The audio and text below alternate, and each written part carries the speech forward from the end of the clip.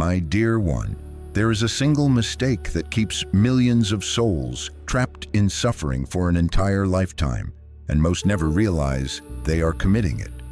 This mistake is so subtle, so deeply ingrained in human consciousness, that it feels natural, even reasonable.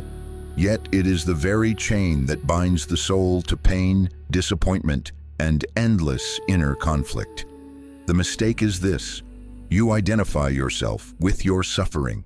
From the moment pain enters your life, the mind begins to say, "This is happening to me. This is who I am now." Slowly, almost invisibly, suffering becomes a part of your identity. You stop seeing it as an experience and start believing it is your nature. You say, "I am broken, I am unlucky, I am wounded." And in doing so, you unknowingly imprison your soul inside a story that was never meant to define you. I tell you with certainty, suffering is not your enemy.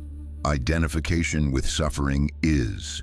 Pain comes to teach, not to stay. But when you cling to it, analyze it endlessly, retell it repeatedly, and measure your life through it, you invite it to remain. The mind loves familiarity, even when familiarity hurts, and so it returns again and again to the same wounds, keeping them alive long after their lesson has been delivered. You were not born to suffer endlessly. You were born to awaken. When consciousness forgets its divine origin, it seeks meaning in pain. It begins to believe that suffering gives depth, importance, even identity. But the soul does not grow through suffering itself. The soul grows through awareness. Suffering is merely the signal that awareness is needed. Most people try to escape suffering by changing circumstances, people, places, or possessions. But they carry the same inner identification wherever they go, so the suffering follows. It changes shape, but not essence. New faces, same pain. New situations, same heaviness. This is why I have taught that liberation begins not by fighting suffering, but by disidentifying from it. You are not the pain you feel. You are the witness of it. You are not the storm. You are the sky in which the storm appears. The moment you realize this, something shifts. Suffering loses its authority. It no longer defines you. It informs you. It becomes a visitor rather than a ruler. My beloved soul, to free yourself from suffering, you must first understand why the mind refuses to let it go. The mind is not cruel by nature, but it is fearful. It fears emptiness. It fears the unknown. And most of all, it fears losing its sense of identity. When suffering has been present for a long time, the mind begins to use it as a reference point. Pain becomes familiar, and familiarity feels safe, even when it is destructive. The mind says, "At least I know who I am when I suffer." Without suffering, it feels exposed, undefined, uncertain, and so it clings to pain the way a child clings to a broken toy, afraid to release it because it has nothing else to hold. I have seen many souls confuse suffering with depth. They believe that without pain, life will become shallow, meaningless, or empty. This is a great illusion. Depth does not come from suffering.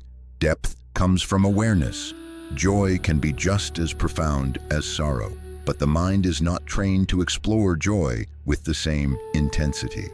Another reason suffering persists is resistance.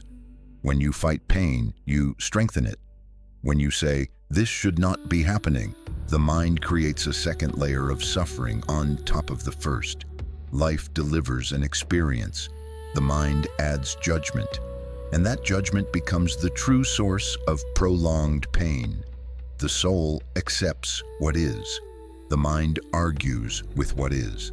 I have taught that acceptance is not surrender to misery, it is surrender to truth. The moment you accept an experience fully, without labeling it as unfair or unbearable, it begins to lose its grip. Acceptance dissolves resistance, and where resistance ends, suffering cannot survive. There is also attachment to the past. Many people suffer not from what is happening now, but from what happened long ago. They relive old moments through memory, emotion, and narration. The body may be in the present, but the consciousness is trapped in yesterday. This is how suffering becomes chronic. You must understand this clearly. The past has no power except the power you give it now. Each time you revisit it emotionally, you feed it life. Each time you observe it without attachment, it weakens. Awareness starves suffering. Identification nourishes it. My beloved, the greatest key to dissolving suffering lies in a profound shift in consciousness. This shift occurs when you begin to recognize yourself as more than the body, more than the mind, more than the story of pain you've carried. You are, at your core, the eternal witness, the silent observer of all experiences, good, bad, joyful, painful. The moment you identify with this deeper aspect of yourself, the grip of suffering loosens. You are not your emotions. You are not your thoughts. You are not even your body. These are merely vehicles you use to experience the world, but none of them define who you are. The more you attach yourself to your emotions and thoughts, the more you become entangled in the web of suffering. But when you step back and observe from a place of detachment, you can see that these things, while real in their experience, do not last. They come and go like waves on the ocean. The mind loves to identify with what is temporary. It clings to what it believes it has control over, but in doing so, it becomes a slave to it. This is why so many souls are trapped in cycles of suffering. They believe the pain, the story, the situation is who they are. But you are far greater than this moment. You are not bound by time. You are timeless. When you begin to meditate deeply, you start to see the truth. You are the awareness that watches the suffering, not the suffering itself. This is a profound realization. You are not trapped in the experience. You are the experiencer. As the experiencer, you have the power to change your relationship with pain. This is the ultimate liberation.